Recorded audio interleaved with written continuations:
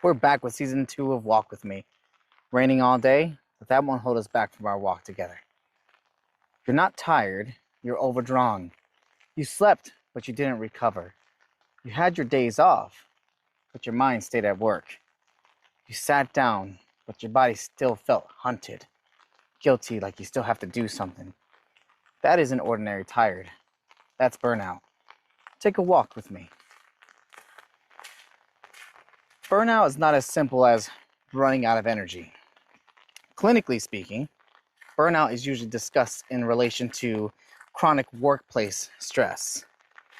But the pattern of becoming overdrawn, of continuously giving more than your system can restore, can also show up in caregiving, parenting, school, relationships, and any role built around relentless responsibility. How I see it, burnout happens when the life you are performing continuously demands more than your internal architecture, and sometimes your environment can safely and meaningfully supply.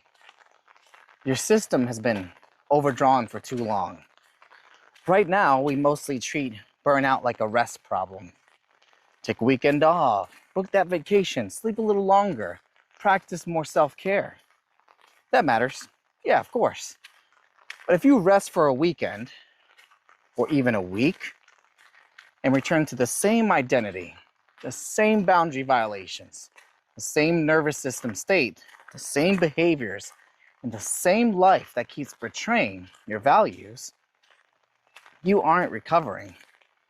You're temporarily interrupting the withdrawal before returning to the same overdrawn account. Burnout is rarely just too much work or poor priorities. It's often a structural overdraft, a continuous withdrawal from an account that has been sitting near zero for years. Yeah, it can include too many hours. It can include too little sleep, too much responsibility, not enough support. But underneath all of that, there's something deeper that you may have not noticed. Perhaps an identity built around usefulness. A nervous system trained to live in urgency. Emotions ignored until they leak or explode. Capacity exceeded for too long. Behavior that keeps betraying your values. Meaning strangled by misalignment. So today, we're going to stress test this burnout through all the 8 pillars of the Walk With Me method. So this isn't another opportunity to label yourself. It's an opportunity to understand where your system may actually be overdrawn. So burnout, as we know, rarely arrives all at once. It's like a whisper first. Your productivity declines, your irritability rises, people start to feel like obligations. Rest stops feeling restorative. You become forgetful, impatient, detached. But instead of noticing the cost, you notice the deadline. You notice everybody else's needs, the calendar, the expectations, the next thing that has to get done. You don't even notice when you stop asking, what is this costing me? Instead, we start to explain away the signals. I just need to get through this week. I need to toughen up. Everyone else is tired too. I'll rest when this is finished. But it never finishes, does it? There's always another deadline, always another demand, always another person who needs something. And the burned out person may be completely aware that they are freaking tired. And also while remaining unaware of how long they've been overriding the signals. Burnout is not always the absence of awareness. Sometimes it's the repeated betrayal of awareness. There's knowing that you need rest and overriding it. Knowing that you need help, but you're refusing to ask. Knowing something is unsustainable, but then calling it a commitment. Mature awareness begins when you stop calling the smoke normal and admit that something is actually burning. So here's what you can ask yourself. What has changed in me that I keep normalizing? I believe the heart of burnout lives in our next pillar, identity. A burned out person may have an identity organized around being the dependable one, the strong one, the provider, the fixer, the high performer, the person who never needs help, the one who can carry what others cannot.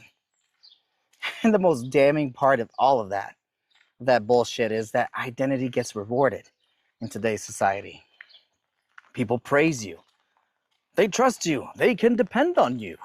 Your ability to carry everything creates status, belonging, safety, and worth. So when your body actually says, hey man, I need a break, I want some rest, your identity doesn't hear you need recovery. It hears you're going to let people down. Are you becoming weak? You'll no longer be valuable. That is why rest alone often does not resolve the burnout. The person may physically stop working while internally continuing to measure their worth through usefulness. The body is sitting on the couch, but the identity is still on duty. And if rest feels like guilt, that is not a scheduling problem. That is identity. So, I'll ask you, who would you be if you were no longer the person who could carry everything? Burnout is often the eventual collapse of an identity built on the illusion of limitless capacity. I know this architecture. Hell, I lived inside it. And even now I have to check myself to make sure I'm still not living in it. Because there are seasons when I'm a doctor, a student, a coach, a husband, a father, a son, a brother, a friend. I treated every role like a room I had to keep standing in, no matter what it cost me. Now, from the outside, it looked like discipline. It looked like ambition. It looked like I had the capacity to hold it all together, to keep everything moving, to be dependable. But inside, hell, I was disappearing. Rest did not restore me, because even when my body stopped, my identity was staying on duty, making sure are things done. My mind kept reviewing what I had missed. My nervous system kept waiting for the next demand. My emotions became irritability and emotional distance. My behavior became withdrawal from the very people I was supposedly working so hard for. Man, what a contradiction, huh? I was carrying everything because I loved them. But the way I was carrying it was slowly making me unavailable to them. Slowly but surely, started to understand that burnout was not proof that I was incapable of holding my life, but it was damning evidence that the way I was holding it was becoming unsustainable. The mind plays a dangerous role in burnout in the next pillar here, because identity sets the rules, but then the mind writes the story that keeps those rules alive. It narrates burnout as responsibility. I can't slow down. They need me. Hell, others have it worse. This is what success requires. I can rest when I'm dead. The mind turns self-abandonment into virtue. It makes exhaustion sound noble. It translates depletion into duty and turns a resource problem into your own character indictment. Because as long as your mind can convince you that your exhaustion is proof of your commitment, it never has to face the terrifying possibility that the way you're living has become unsustainable. Sometimes, exhaustion even becomes a shield against criticism. Now, I know you didn't plan it that way. I know. But if everyone can see how much you are carrying, perhaps no one can accuse you of not trying. And then finally, when you're finally on empty, the narrator attacks you for not running faster, for not being more dependable, for not working harder. The body says, I cannot sustain this. And the mind interprets, I'm lazy. I'm falling behind. I should be grateful for this. What is wrong with me? Oof, there goes that stab and twist wound again. First, you're exhausted. Then the narrator makes exhaustion evidence of inadequacy. It's like you're in the ring and you get a kick to the gut followed by an uppercut to the face. Wow, brutal combo. So ask yourself this when it comes to the mind. What story are you telling about your exhaustion that is preventing you from listening to it? Let's go on to our next pillar, where the burnout becomes biological. When stress remains high and recovery remains low, the body may become less able to shift smoothly out of activation and into restoration. Your hallway monitor, your nervous system, has been on alert for so long that calm begins to feel like a trap. You say you want peace, but when the room finally goes quiet, your chest tightens. Heart starts to race. Your system has been optimized for urgency. It treats rest not as restoration, but as a possible security breach, guilty for not moving. An email feels urgent, a notification creates dread, a small request feels invasive, and then a mistake can feel catastrophic. When your nervous system is that activated, your body keeps waiting for the next demand. When that activation can no longer be sustained, you start to shut down. This is where the I don't care comes in. I can't think, I have nothing left, just leave me the hell alone. Burnout can make rest feel like trespassing in a room your body no longer recognizes as safe. Here's something you can ask yourself. Has your nervous system forgotten how to feel safe while doing nothing? Our next pillar brings us to emotions. And burnout has all the emotional warning lights.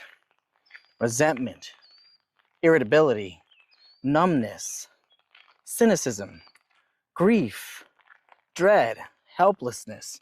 And when these emotions show up, the person often thinks, I'm just becoming negative. Do I really need to care about this? I'm not being myself. But remember when we looked at emotions as data rather than defects? What if the emotion is not the problem? What if it is the report? Cynicism is often grief with armor on. Resentment is often a boundary that has been ignored for too long. Numbness may be the system saying, I cannot keep feeling all of this and continue functioning. Each emotion contains information. That resentment may signal chronic overgiving. That dread may signal a sustained threat. That anger may reveal violated boundaries over and over again. That numbness may represent the overload. And that grief may be the mourning of the person or life sacrificed for performance. Pessimism may create emotional distance when caring has become too expensive. You see, the dashboard of emotion is not betraying you. It is reporting that the system has been running beyond its limits. So here's what you can ask yourself. Which emotion have you been calling unprofessional, negative, or bad that may actually be reporting an unsustainable condition? Which brings us to our next pillar, capacity. Burnout is capacity collapse. Think of capacity as the central load-bearing pillar of burnout. The person is not just tired, their container is overfilled with pressure, responsibility, emotional labor, uncertainty, visibility, expectations, decision fatigue. When capacity is exceeded long enough, the system starts spilling everywhere. Here's an important decision to make. Your life may not be too big to hold. If you consider that, you may consider that the way you're carrying it, though, may be too costly. You may not lack the strength. In fact, you may have demonstrated extraordinary strength for too long without sufficient recovery. without sufficient support, without the autonomy or boundaries. Burnout is not always evidence that your container is too small. Sometimes your environment and everyone operating within it is pouring an ocean into your cup. Sometimes the workplace is understaffed. Sometimes your boss is putting a lot of expectations on you or ditching some of their own responsibilities onto you. The expectations can become unreasonable. The culture rewards self-abandonment. The load was never meant to be carried by one person. Sometimes familiar obligations are just too much. So ask, what am I carrying that was never meant to be carried alone? And then ask, does my capacity need to expand? Or does the demand need to decrease? Because capacity doesn't mean you have the ability to tolerate endless responsibility, endless expectations, or endless harm. Mature capacity includes knowing when to stay, when to recover, when to ask for help, when to set the boundary, and when to put something down. Eventually, burnout becomes visible, and this is what we all see.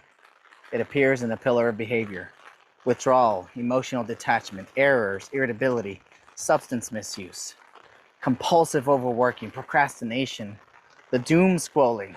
So it's where we're all at. The fantasizing about escape. Woo! It's picking up, baby! Doing only enough to survive the day. Burnout behavior is not always proof you stopped caring. It may be proof that you cared past your capacity for too long. Procrastination may be avoidance of one more overwhelming demand. Detachment may protect against emotional depletion. Overworking may protect an identity built around worth. Withdrawal may signal depleted social capacity. Mistakes may reflect exhaustion and impaired concentration rather than carelessness. Burnout behavior is sadly often the desperate final protest of a system whose quiet signals were repeatedly ignored and overridden. So ask yourself, what behavior are you condemning that may be actually evidence of an unsustainable life?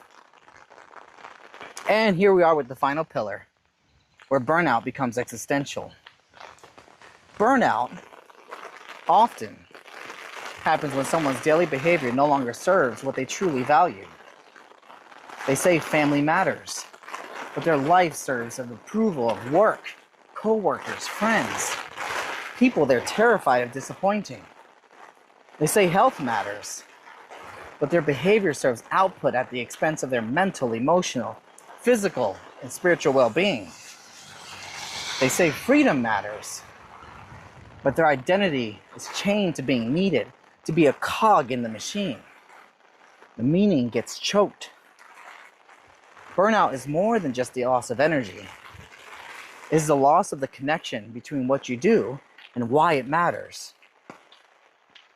Burnout is not always caused by working too many hours alone, because a person may tolerate enormous effort, enormous amounts of time spent when the work feels chosen, when it feels supported, when it's coherent, when it's meaningful. But when effort becomes disconnected from values, when the work requires someone to repeatedly betray themselves, the exhaustion becomes existential. You start asking, what am I doing all this for? Why am I giving my life to this? When did the thing I cared about become something I resent? That sound familiar? Who am I outside of this?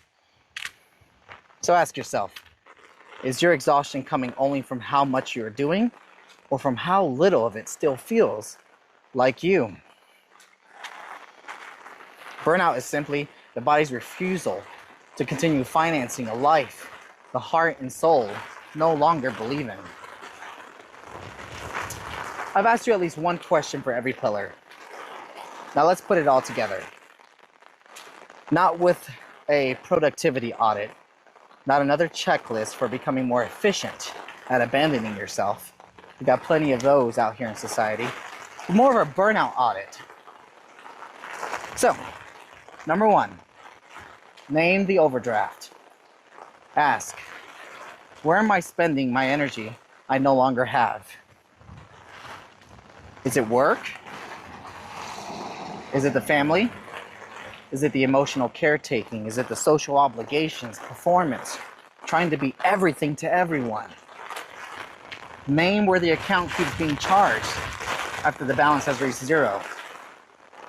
Find the identity contract. Number two, ask, who do I believe I become if I stop carrying this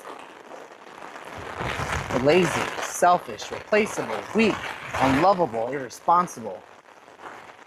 Because sometimes the load remains in your hands even when it no longer belongs to you. Because your identity believes putting it down would cost you your worth. Number three, read the dashboard. Ask, which emotion has been warning me the loudest? Is it your resentment? Is it your dread? Is it your numbness? Is it your irritability? Your grief? Your cynicism? Don't judge the warning light. Ask what has been trying to report. Number four, locate that boundary. Ask, what boundary will return even 10% of my energy? Is it one no? Is it one honest conversation? Is it one delegated task? Is it one protected hour? Is it one request for help? One night where you're not available to perform? Your goal is not to fix everything. It's just that you just need that one boundary that stops one unnecessary withdrawal from your account. Number five, choose restoration over anesthesia. What do I mean by that? What kind of rest would actually restore me and not merely help me escape myself? Because the scrolling, the excessive drinking, the isolation, the sleeping through the entire weekend may interrupt the demands, but interruption is not always restoration. Restoration should return something to you: breath, clarity, connection, choice, a sense that you belong to yourself again. Check the compass. Number six, finally ask, what part of life exhausting me still feels worth carrying? What part am I maintaining only because I'm afraid of who I would be without it? Recovery is not about abandoning responsibility. That's not what I'm saying. It's about carrying meaningful responsibility differently. Sometimes it is finally admitting that the thing consuming your life no longer deserves to be funded by it. Burnout is not asking you to become better at carrying everything. It may be asking you to tell the truth about what carrying everything has cost you. Maybe your awareness needs to stop normalizing the smoke. Maybe your identity needs permission to rest without losing its worth. Perhaps your mind needs to stop making exhaustion sound noble. Maybe your nervous system needs more safety. Maybe your emotions need to be heard. Maybe your capacity needs support or a smaller load. Maybe your behavior is finally asking you to put up a damn boundary. Maybe the life you've been living no longer reflects what you believe matters. Recovery is not always a return to the person who you were before burnout. Sometimes that person was the one who kept abandoning themselves long enough to create it. Recovery may be the construction of someone who can care deeply without disappearing inside what they care for. If this resonates with you, stay with me through this season as we stress test the 8 pillars against the real pressures shaping your lives. I'm glad you joined me on this walk here of this pouring rain, the heavy winds, and hell, some of you may have not enjoyed this walk, but it was absolutely necessary, and I'm glad you're here for it. My name is Gio, and as always, thank you for the company.